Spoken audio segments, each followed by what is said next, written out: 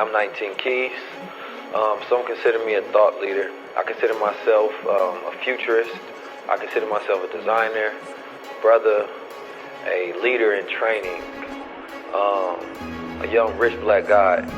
And those riches stands for knowledge itself, not material wealth. Our people need to know because people are from the planet, not from the coast. And if the planet produced it, then we should be able to use it. Sports moth, one of the star ingredients in that particular one is cordyceps, right? Which is also like a fungus mushroom that one can take. And it also increases AT production within the body. It helps with the sex drive, right?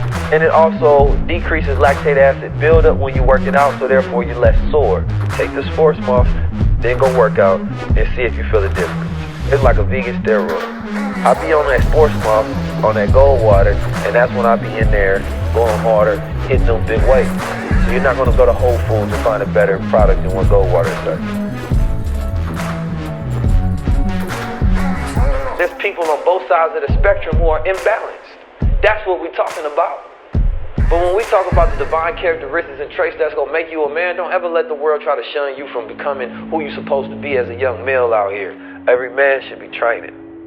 Now see, that's an act of manhood. Taking a precept of a thought, creating a concept, turning that to an institution that becomes a rite of passage, so the next generation is born with the things that we currently fighting for. Don't that sound better? Or do we want nigga death culture of hip-hop talking about bitches and hoes ain't shit forever and talking about how we had to sell dope and we was super clever and this how we got out the hood and we was tough as shit, but when the white boys come around, your head down. Yes sir, officer. You talking to them corporate boys, they got you signing contracts, turning you into a slave. But when your brother don't keep his word with something, you want to kill him. Damn, how tough are you? Let's not talk about eating right and boosting our immune system and getting tapped back into nature. Let's not talk about doing the things that we know historically our ancestors would have done to rid us of these issues.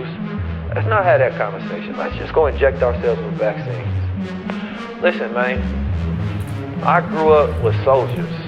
I grew up in a militant household. Left face, right face. They taught me how to drill. They taught me how to be on post, how to keep my head on the swivel, how to watch out, how to understand the world that I was going to be born into. How to deal with men as men, how to look men eye to eye. Right? And in that thought process, I think about how so many men don't have no training. So they don't know how to be men.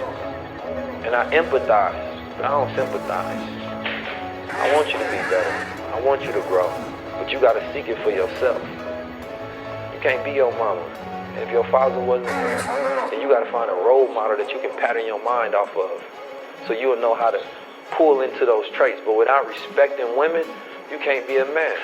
A wise man once said that when the last person speaks your name, that's when you die. Until then, you're immortal. But see, it ain't about your ambitions, the things that you go out there and gain, and the things that you go out there and obtain. It's about who you become. And if you work a life in service to your people and you give value in a manner to where you're righteous, now you're setting yourself up for a legacy. When we talk about protecting the black women, well, first you got to be a man to do that. You got to know how to protect yourself. You have to be qualified. You got to be trained physically, spiritually, financially. If a crash come, how you gonna protect your family? That ain't just about physical control. That ain't about physical just protection. The crash comes, you don't have multiple streams of income.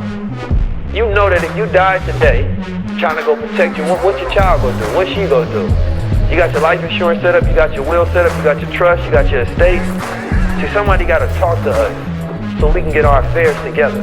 There should be a checklist of everything that Black America can do to say, I'm qualified to build wealth for generations to come.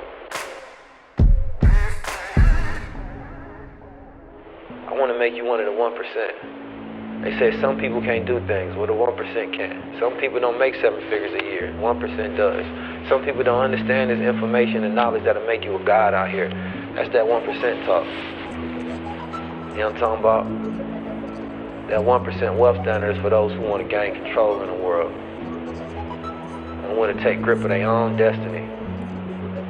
or you can continue to be a boy. But over here, we teach men how to become gods.